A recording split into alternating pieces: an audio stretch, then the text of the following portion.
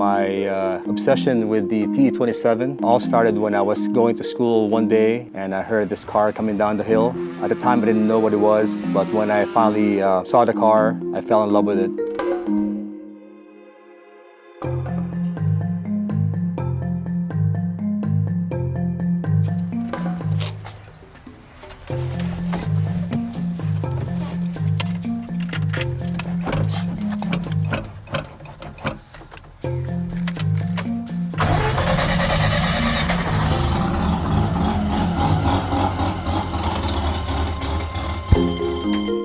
I remember what I would actually do was I would sabotage my mom's car. I would disconnect the battery so she wouldn't have to use the car so that I can work on the car when she's not there. Years later, I told her about that and she told me that she knew all along, so it was kind of funny.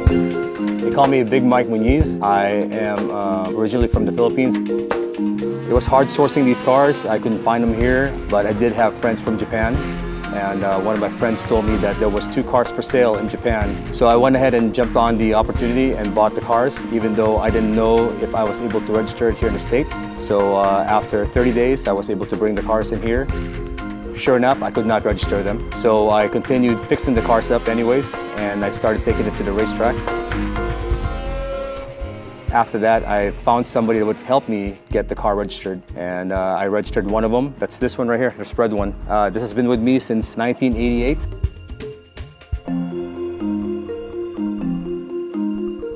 It's gone through a lot of changes. It's had 7 different engines in it.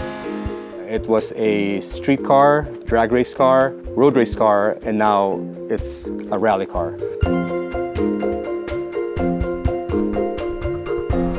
This is my never-ending project. This thing just keeps on keeping me busy.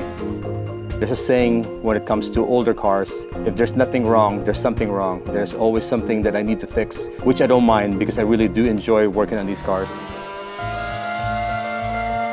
The way it all got started was after I'd meet the guy that owned the car that I saw coming down that hill that one day. He worked for Toyota Racing Development of the Philippines. So I started working with him part-time. Right after school, I would go to his shop and I would work on carburetors. So I was doing that at age 15. After that, I just started learning more about cars. Then after that, I came to the US and I started working for an independent shop. After learning a few tricks there, I went to UTI and I earned a certification for Mercedes-Benz. I worked for Mercedes-Benz AMG for 10 years, and after the 10 years at AMG, Tesla was hiring me at the time. I am the shop foreman now for Tesla in Burbank for 1.5 years, and I've been with Tesla now for 3 years. These cars were throwaway cars. People drove them and then after 3 years, they got rid of them and they got a new car. So a lot of these cars ended up in a crusher. So getting parts for these cars are really hard. I had to make friends in Japan, Thailand, and Malaysia. I have one part that I was looking for this green car, and it was just the badging. And I have been looking for that part before I even had this car for 10 years. I was able to find one in Portugal, of all places.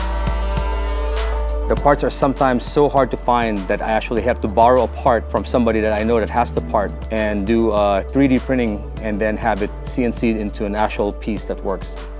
Everything on this car is really hard to get. It's not like a modern car where you can go anywhere and buy parts and have them put together. This one takes a lot of patience and a lot of dedication. The tires that are on these cars are the intermediate tires, and they're on Campagnolo wheels. Those are hard to find. The engine that's in this car right now is a Mazda rotary engine. A lot of the Toyota purists actually hate me because I put a Mazda motor in this car. Especially when most of the parts are old school Toyota Racing Development parts that are really hard to find. It's gonna get a different engine pretty soon. So behind this car, I have 2 engines that are really rare. It's a 151E and a 152E. I have 2 engines that are fully built 152E engines and then one that's half-built 151E engine. The 152E engine is a 2-liter, high-revving engine, 9,500 RPM. This one has higher compression pistons, so it should produce around 350 horsepower. That engine is going to go into this car, so this car will be a full-blown Toyota Racing Development car. Back in the day, Toyota wanted to win a lot of the races, so they spent $20 million developing this engine. But since the engines are very rare and they only made a few of them, parts are really hard to come by. The engine now, it's 95% complete. I just need to take the time to take this one out, make new mounts, and put the new engine in. I've had 36 of these cars over 30 plus years. Most of them were rally cars, and that's why I had so many. Every time I race and the car gets damaged, I will just get another one. Transfer all the race bits to the new one, go race again, and if that one rolls, get another one. And then eventually I realized that I cannot get these cars anymore, and I do more of rally cross, which is a more tame type of rallying. My wife is also my navigator. I made a joke one time that she was my navigator, and she laughed about it. So it's a great team.